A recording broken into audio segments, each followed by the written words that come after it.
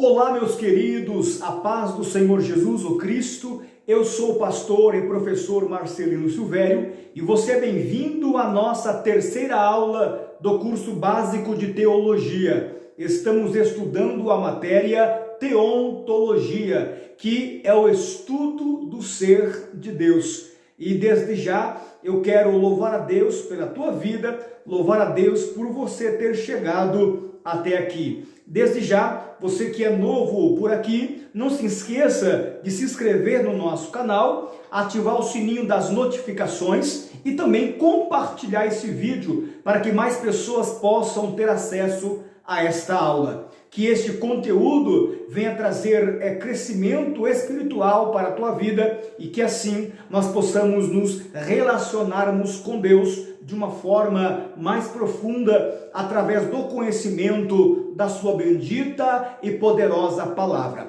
Quero mandar um abraço para todos os meus alunos que estão espalhados no vasto campo deste nosso Brasil. Eu tenho alunos na Bahia, no Maranhão, eu tenho alunos no interior de São Paulo, tenho alunos aqui na capital, eu tenho alunos também lá em Angola. Eu quero mandar um abraço para os meus irmãos angolanos. Muito obrigado por vocês estarem compartilhando o nosso conteúdo aí em Angola e também estar acompanhando as videoaulas que nós postamos toda semana aqui neste canal e aqui também neste grupo. Que Deus abençoe vocês e na aula de hoje, como eu já disse, nós iremos dar continuidade à matéria teontologia, que é o estudo do ser de Deus. Para começarmos a aula de hoje, convido você a abrir comigo a sua Bíblia em Hebreus, capítulo de número 11, versículo de número 6.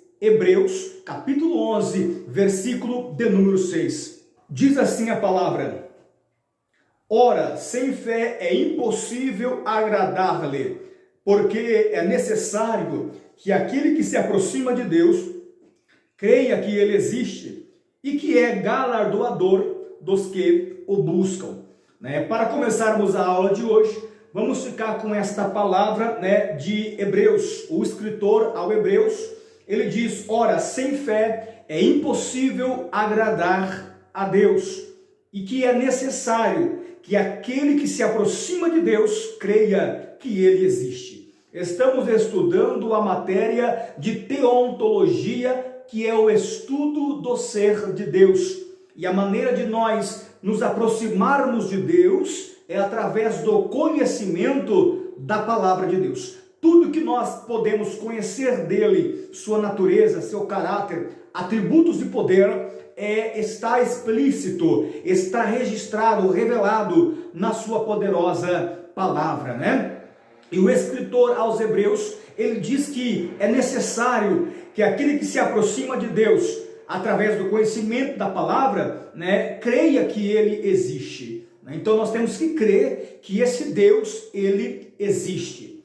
Deus, ele não se preocupa em provar a sua existência. A Bíblia não se preocupa em provar a existência de Deus, porque ela começa o seu capítulo falando sobre Deus. Gênesis capítulo 1, versículo 1, no princípio, no começo, criou Deus os céus e a terra. A Bíblia começa apresentando este Deus, e é sobre esse Deus que nós estamos estudando. Estamos aí com a nossa pequenez, com a nossa incapacidade, conhecermos um pouco sobre esse nosso Deus, sobre a grandeza deste nosso Deus.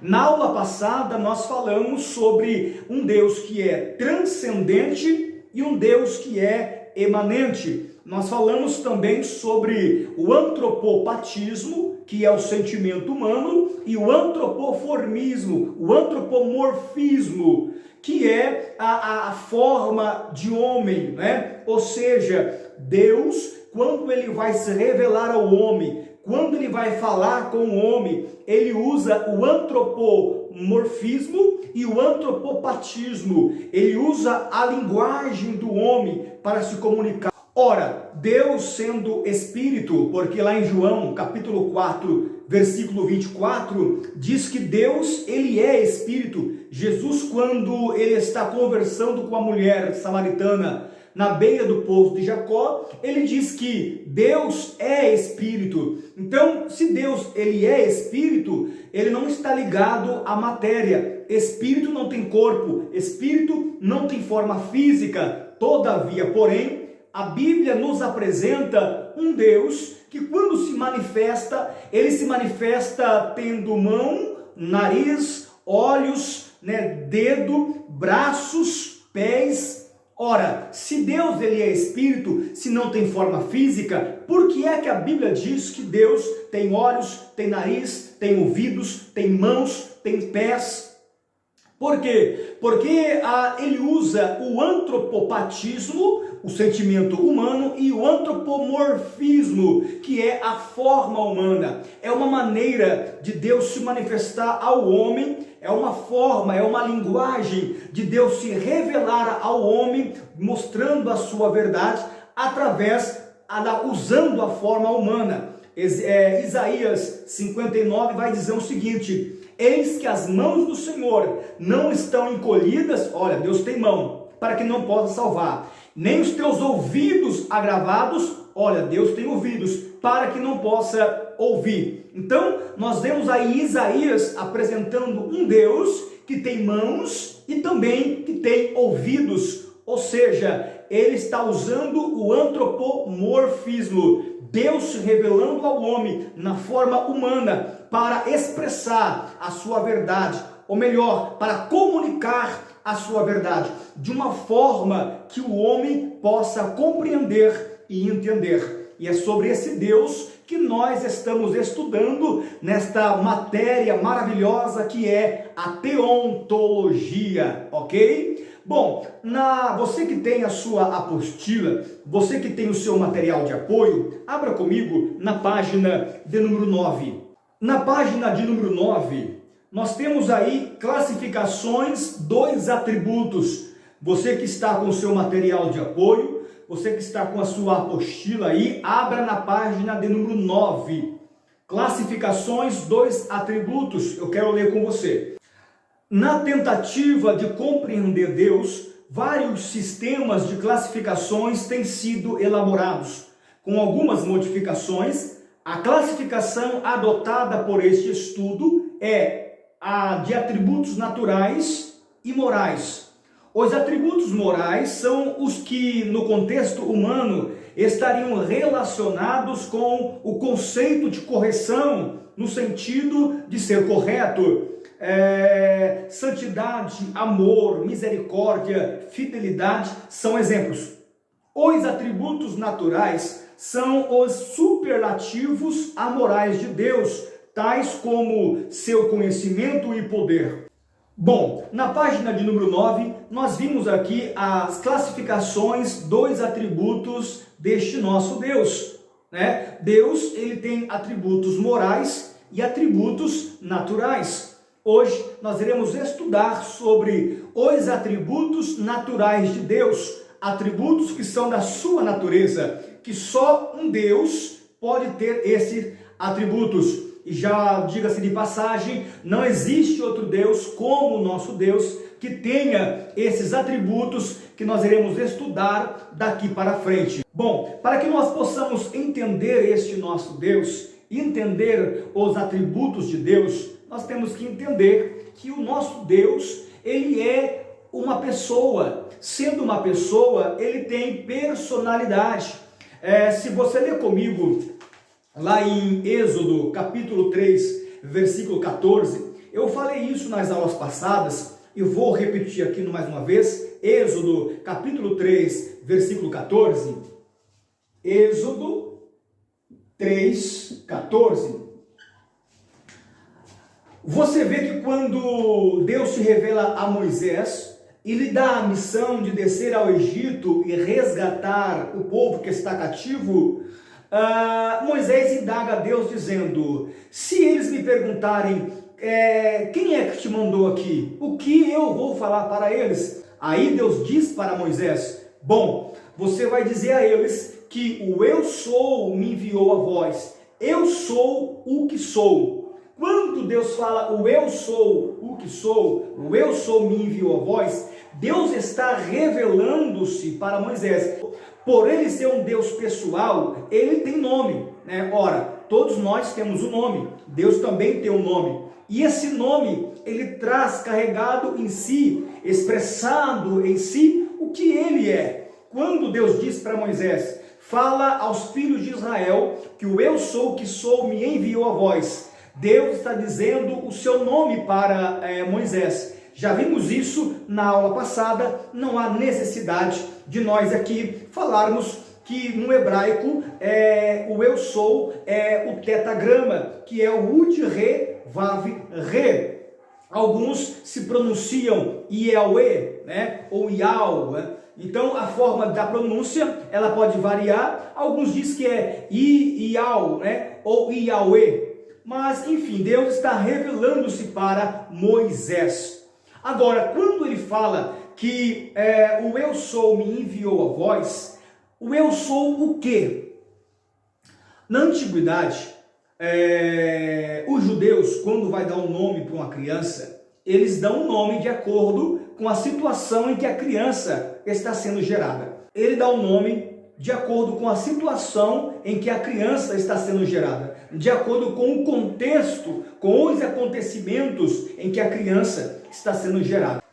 Por exemplo, Moisés significa tirado das águas, justamente pelo fato de ele ter sido tirado das águas pela filha de Faraó.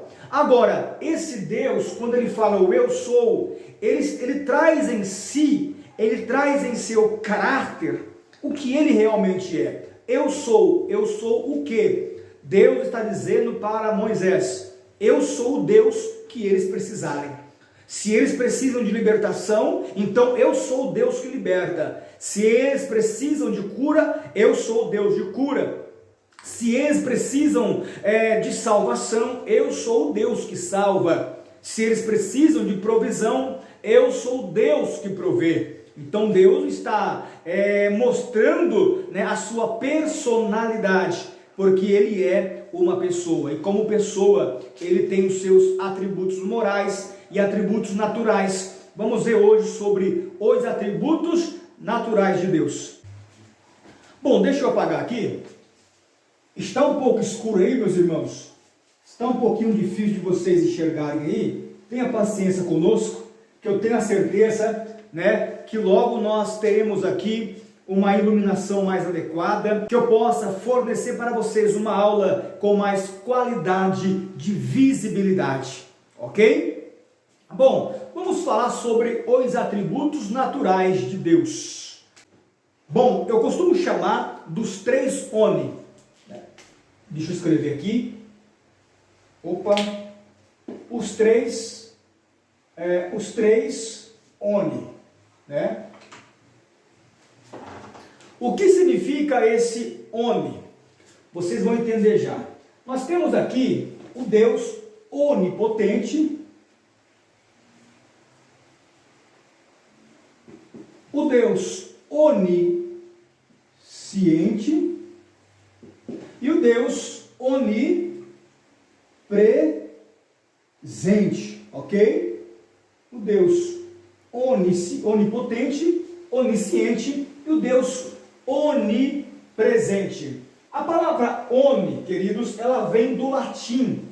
A palavra oni vem do latim, que é hominis. Hominis, que significa tudo. Vamos lá? Nós temos aqui os três atributos de Deus: onipotente, onisciente e onipresente. A palavra oni, ela vem do latim, que é hominis, que significa tudo, ok? Nós temos aqui o oni com mais potência, o oni com mais ciente, o oni com mais presente. Nós temos aqui onipotente. Se a palavra oni significa tudo, nós temos aqui um Deus que é em tudo potente, ou seja, onipotente, todo-poderoso. Nós temos aqui onisciente, ou seja, um Deus que é todo ciente, ou seja, conhecedor e sabedor de todas as coisas. Nós temos aqui onipresente, ou seja, um Deus que está presente em tudo, né? Ele está presente em todos os lugares ao mesmo tempo. Lembrando que esses três atributos naturais de Deus pertencem a Deus, fazem parte da natureza divina. Portanto, somente Deus tem o atributo de ser onipotente, todo-poderoso. Somente Deus tem o atributo de ser onisciente, conhecedor e sabedor de todas as coisas. Somente Deus tem o atributo de ser onipresente. Somente Deus pode estar presente em dois lugares ao mesmo tempo, ou em todos os lugares ao mesmo tempo. Somente Deus. Anjos não têm esses atributos, demônios, Satanás não possui esses atributos. Os anjos, o diabo, eles não são onipotentes. Os anjos e Lúcifer não é onisciente. Os anjos, Lúcifer, os demônios não são onipresentes. Anjo não pode estar aqui, estar acolá, estar nos Estados Unidos ao mesmo tempo, porque ele não é onipresente. Demônios também não podem estar aqui no Brasil e estar nos Estados Unidos ao mesmo tempo. Não podem, porque eles não são onipresentes. Um demônio, se quiser estar lá nos Estados Unidos, ele tem que viajar. É rápido, mas tem que viajar. Esse atributo de onipresença só pertence ao nosso Deus. Amém? Salmo de número 139, abra comigo a sua Bíblia. Salmo de número 139, vamos ver aqui sobre a onipotência e a onipresença e a onisciência desse nosso Deus. Salmo 139. Senhor, tu me sondas e me conheces. Tu sabes o meu sentar e o meu levantar. De longe entendes o meu pensamento. Cercas o meu andar e o meu deitar e conhece todos os meus caminhos. Não havendo ainda palavra alguma na minha língua, eis que logo o Senhor tu conheces. Tu me cercaste por trás e por diante, e puseste sobre mim a tua mão. Tal ciência é maravilhosa demais para mim, né? Para onde escaparia do teu espírito, ou para onde fugiria da tua face? Se subir aos céus, aí tu estás. Se fizer na sepultura a minha cama, eis que tu ali estará também. Se tomar as asas da alva, se habitar na extremidade do mar, até ali a tua mão me guiará, e tua destra me sustentará. Salmo 139 fala sobre a onipotência e a onipresença deste nosso Deus. Para onde nós fugiremos? Para onde fugiremos da tua face? Né? Se eu descer na sepultura, lá suas mãos estará. Se eu subir aos céus, aí tu estás. O salmista está mostrando, o salmista está nos apresentando esse Deus que é onipresente, está presente em todos os lugares, e esse Deus que é onisciente, conhecedor e sabedor de todas as coisas. Tu me sondas e me conhece os meus pensamentos, conhece o meu caminhar, o meu deitar, o meu levantar. Esse Deus, ele é onisciente, conhecedor e sabedor de todas as coisas. Então estamos falando sobre esse Deus que só ele possui atributos que são de sua própria natureza: onipresença, onipotência e onisciência. Atributos que só pertencem a Deus, que só um Deus pode ter esses atributos.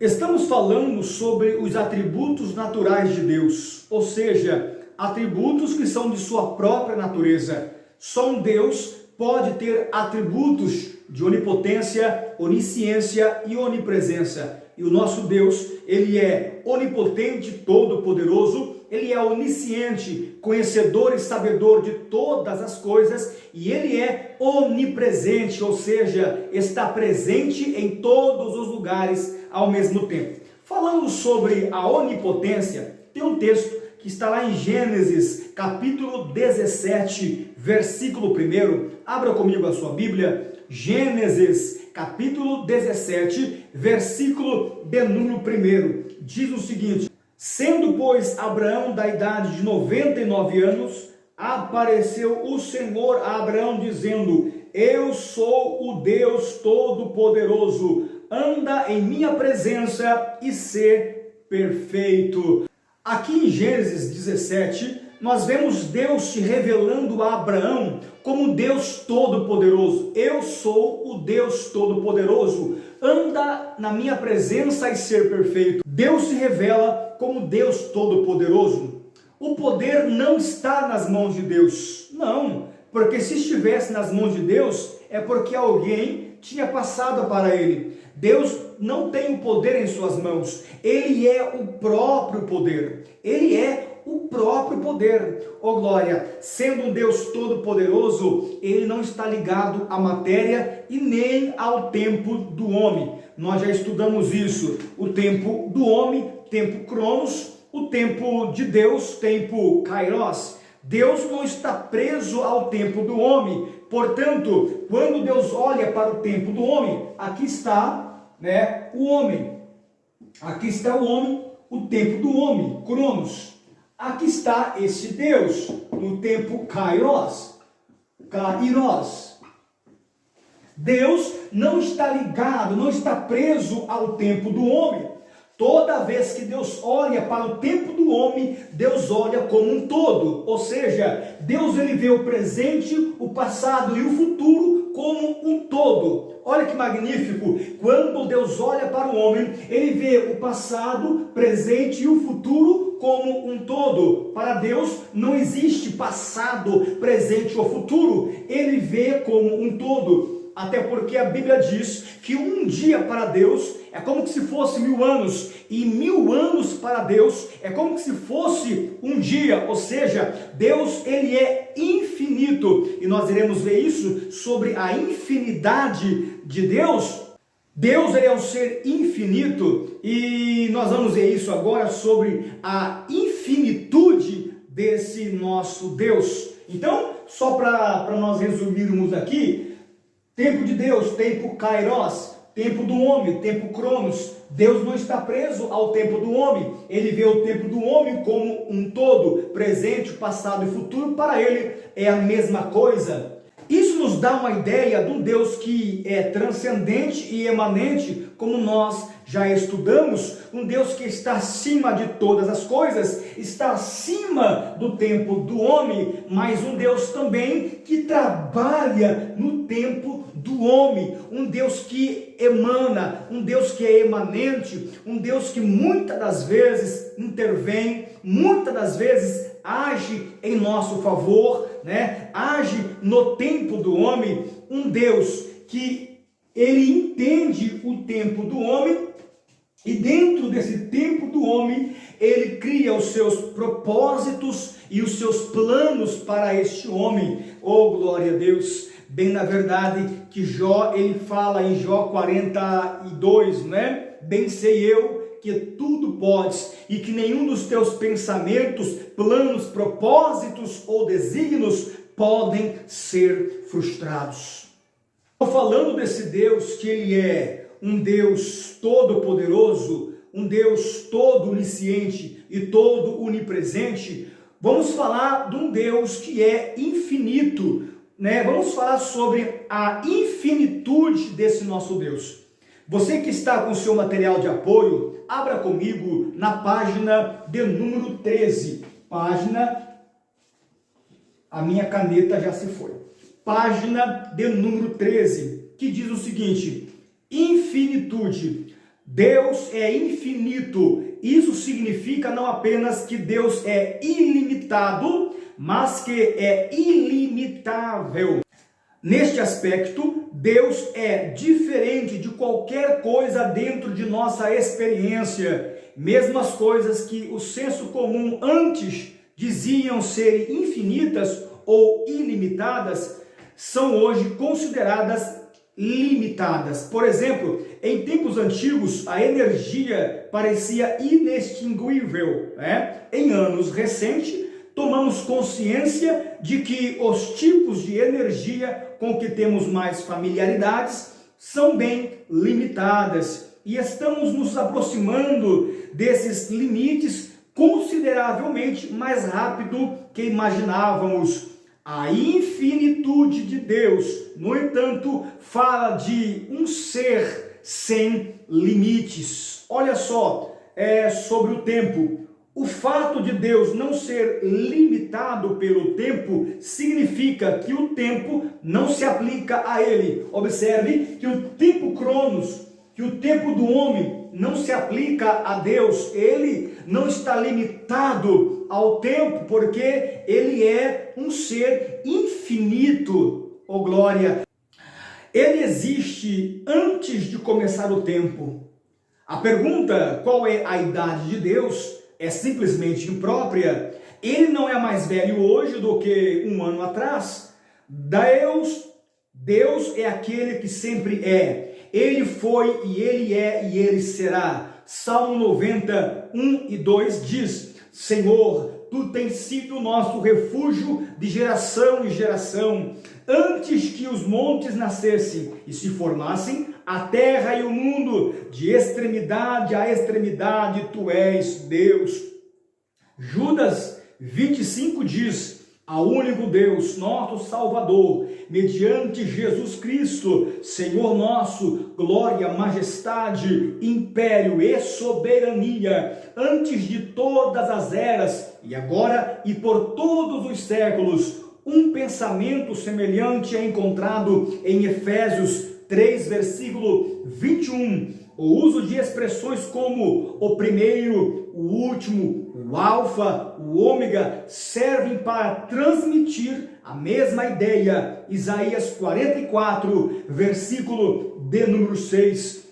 O fato de Deus não ser limitado pelo tempo não significa que ele não tem consciência da sucessão de pontos do tempo. Ele está ciente de que os eventos ocorrem numa determinada ordem. Mesmo assim, ele tem igual consciência de todos os pontos dessa ordem simultaneamente.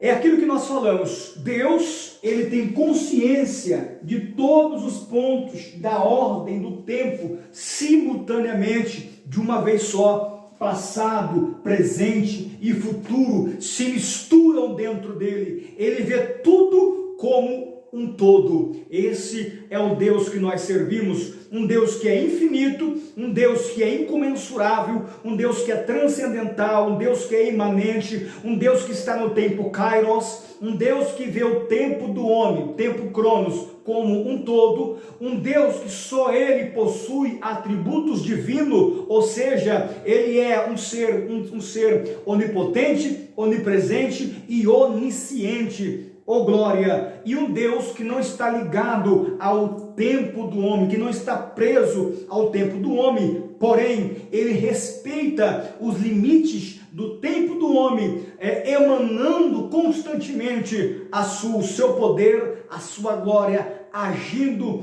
e interagindo com o homem, com aqueles que o conhecem e o buscam.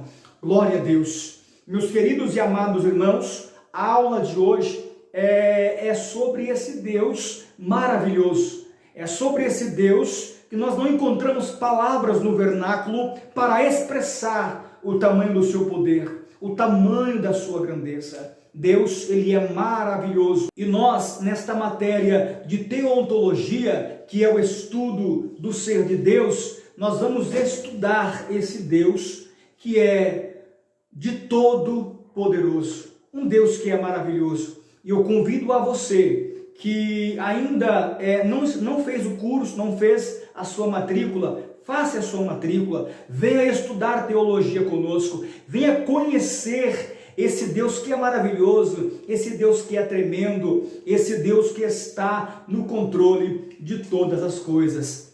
Lembra que eu falei que esse Deus, ele é uma pessoa? Você sempre vai ouvir a expressão, a primeira, a segunda, a terceira pessoa da Santíssima Trindade? Pois é, está se referindo a Deus como pessoa, ao Filho como pessoa e ao Espírito Santo como uma pessoa, como alguém que tem sentimento, vontade, intelecto, como alguém, que tem as suas vontades. como alguém que tem a sua personalidade. E é sobre isso que eu quero falar agora, sobre a personalidade de Deus. Deus é um ser pessoal que tem características e personalidades. Deus é dotado de sentimento, vontade e intelecto. Eu estou usando aqui o nosso material de apoio, Teologia, que é do Instituto Itadesp, Instituto Teológico das Assembleias de Deus de São Paulo, meu amigo pastor Josué Saraiva, que está nos apoiando neste trabalho, fornecendo para nós todos os materiais. Quando o profeta perguntou, qual é o teu nome? Deus lhe respondeu, eu sou o que sou. E disse mais, assim dirás aos filhos de Israel, o eu sou me enviou a vós. É impossível imaginar uma expressão mais forte de uma personalidade do que esta. O Filho revelou a personalidade do Pai. Vejamos aqui que Jesus revelou a personalidade do seu Pai, de Deus. Jesus fala de Deus muitas vezes como sendo o seu Pai.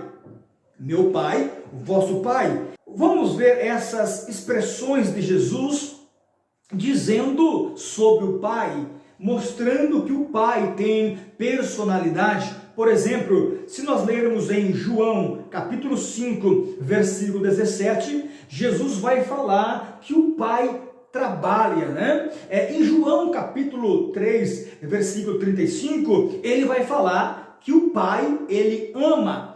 Em João, capítulo 6, versículo 29, ele vai falar que o Pai me enviou. Em João, capítulo 5, versículo 20, ele vai falar que o Pai ama o Filho, ou seja, está mostrando, revelando a personalidade de Jesus. O Pai trabalha, o Pai ama, o Pai envia, o Pai faz, o Pai executa, o meu Pai é. São personalidade de Deus. Esse Deus, ele é uma pessoa. Deus tem forma, Deus tem imagem, Deus tem nome, Deus é uma pessoa, Deus tem vontade e Deus, ele fala. Oh, glória a Deus! Meus irmãos, espero que esta aula venha agregar valor e conhecimento na sua caminhada, na sua trajetória do conhecimento sobre esse nosso Deus. É bem na verdade que nós, como seres humanos, somos incapazes de conhecermos esse Deus no seu todo. É impossível. O máximo que nós conhecemos de Deus é aquilo que está revelado na sua poderosa palavra. O máximo que nós conhecemos de Deus é aquilo que ele deixou revelado para nós. Porém, aquilo que não está revelado não é para nós. Aquilo que está revelado é para o nosso conhecimento. Meus amados irmãos, esta foi a aula de hoje, falando um pouco sobre os atributos naturais de Deus, que é a sua onipresença, está presente em todos os lugares, onipresença, onisciência, um Deus que é conhecedor e sabedor de todas as coisas, e onipotência, um Deus que é todo poderoso. Esse Deus, ele é um Deus infinito, ou seja, ele não está ligado ao tempo. Passado, presente e futuro se misturam dentro dele. É a mesma coisa. Ele vê o tempo do homem como um todo. Um dia para Deus é como se fosse 1000 anos. E 1000 anos para Deus é como se fosse um dia. Esse Deus que é transcendente, está acima de tudo, mas também que é emanente. Um Deus que se manifesta, que fala com o homem, que age, que opera. Um Deus que está no controle de todas as coisas. Quando você começa a estudar a teologia, quando você começa a conhecer mais de Deus, você entende que tudo está no controle de Deus. Nada acontece fora do seu controle. Fique tranquilo, qualquer ação na sua vida, qualquer mudança na sua vida, uma porta que se fechou, um carro que quebrou, a chuva que veio e você não conseguiu trabalhar, o carro acabou a gasolina, de repente você esqueceu de abastecer, e você não conseguiu chegar no seu compromisso, fique tranquilo, descansa o teu coração. Deus está no controle de todas as coisas. Deus, ele é poderoso para fazer tudo muito mais abundantemente, além daquilo que pedimos ou pensamos, segundo o poder que em nós opera. Os pensamentos de Deus vão além dos nossos pensamentos. Jó 42 diz que os planos, os propósitos de Deus jamais serão impedidos. E eu deixo para você esta palavra, aleluia, creia nesse Deus, acredite nesse Deus, se aprofunda no conhecimento deste Deus, estude a palavra do Senhor, viva um relacionamento com esse Deus e entenda que não há limites para este Deus. Aquilo que é impossível para você, para Deus é possível. Aquilo que você não consegue fazer, Deus, ele faz. Mas entenda uma coisa, que tudo existe um tempo. Eclesiastes capítulo 3 diz que há um tempo para todo o propósito debaixo do céu. Entenda o tempo em que você está vivendo, então você entenderá a ação de Deus na sua vida. Meus amados irmãos, esta foi a aula de hoje. Espero que vocês tenham aproveitado e eu encontro você na próxima aula, querendo nosso Deus. Se inscreva no nosso canal, divulgue, compartilhe e assim cresçamos na graça e no conhecimento do Senhor. Um abraço para todos os meus alunos que estão espalhados nesse nosso Brasil. Deus abençoe.